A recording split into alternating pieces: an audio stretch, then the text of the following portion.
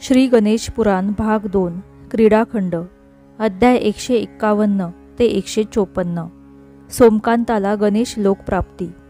श्री गणेशाय नमः। श्री स्वामी समर्थ। नैमिषारण्यातील यज्ञसत्रात महामुनी सूत शौनकादी श्रोत्यांना गणेश पुराण सांगत होते। ते पुढे म्हणाले, श्रोते हो, गणपतीची ही पवित्र चरित्र कथा सोमकांत राजा भृगुमुखातून तल्लीन होऊन ऐकत होता। या कथा श्रवणामुळे त्याला जे पुण्य प्राप्त होत होते ते पुण्य तो उदक रूपाने आम्रवृक्षाच्या राखेवर टाकत होता। त्या पुण्यप्रभावाने तो वृक्ष पुन्हा सजीव झाला। सोमकांताचे कुष्ठ नाहीसे होऊन त्याच्या शरीराला स्वर्णकांती प्राप्त झाली। तो पूर्वीपेक्षा अधिक सुंदर आणि तेजस्वी दिसू लागला। तो चमत्कार पाहून तेथे उपस्थित असलेल्या सर्व आश्रमवासियांना आणि लोकांना मोठे आश्चर्य वाटले। भृगु ऋषींनी त्याला राज्यात परत जाण्याची अनुमती दिली।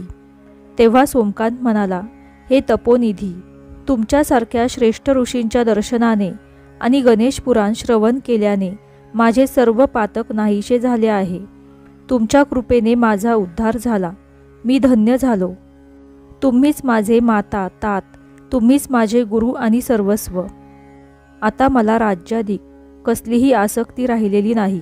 यापुढे मी काय करू ते सांगा। सोमकांताने अनन्य भावाने भृगु ऋषींचे पाय धरले। तेवढ्यात आकाशातून मंजूळ घंटानाद ऐकू आला। दुसऱ्याच क्षणी एक दिव्य विमान आश्रमाच्या प्रांगणात उतरले। त्यातून 2 तेजस्वी गणेश दूत बाहेर आले। ते सोमकांताला म्हणाले, हे राजा, तू धन्य आहेस, धन्य तुझी गणेश भक्ती। आमचे स्वामी तुझ्यावर प्रसन्न आहे। तुला गणेश लोकी नेण्यासाठी त्यांनीच निजकृपेने हे विमान पाठवले आहे। आता तुला गजाननाचा नित्य सहवास लाभेल। दूतांचे बोलणे ऐकून सोमकांताचा कंठ सद्गतीत झाला। त्याच्या डोळ्यांतून कृतज्ञतेने अश्रू वाहू लागले। त्याने भृगूंना नमस्कार केला व म्हणाला, मुनिवर्य, आपण माझ्यावर कृपा करून गणेश पुराण ऐकवले।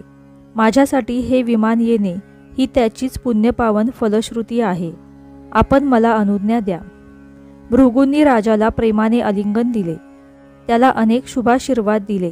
ते म्हणाले, वत्सा, तू सुखाने गणेश लोकी जा। मला तुझी नेहमीच आठवण येईल। तुलाही माझे स्मरण असू दे बरं। सोमकांत व सुधर्मा राणीने भृगूंना वंदन केले। आश्रमातील लोकांना भेटून त्यांचे आभार मानले। त्या उभयतांनी विमानाला 3 प्रदक्षिणा घातल्या। आपली पत्नी व प्रधानांसह राजा त्या विमानात बसला। गणेशदूतांनी विमान आकाशात उडवले। ते विमान सौराष्ट्रातील देवनगरावरून जात असताना सुधर्मा राणीला तिच्या पुत्राची प्रकर्षाने आठवण झाली। ती सोमकांताला म्हणाली, प्राणनाथ, आपला पुत्र हेमकंठ आपल्या वाटेकडे डोळे लावून बसला असेल। आपण त्याची भेट न घेता जाणे बरोबर नाही। तिचे म्हणणे ऐकून सोमकांताने गणेशदूतांना विमान खाली उतरवण्याची विनंती केली। त्यांनी विमानाला राजवाड्यापाशी उतरवले।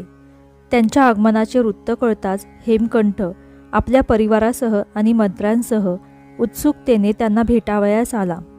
राजप्रासादाच्या प्रांगणात उतरलेले अलौकिक विमान, त्यातील तेजस्वी गणेशदूत आणि आपले दिव्य देहधारी मातापिता पाहून हेमकंठाला खूपच आनंद झाला।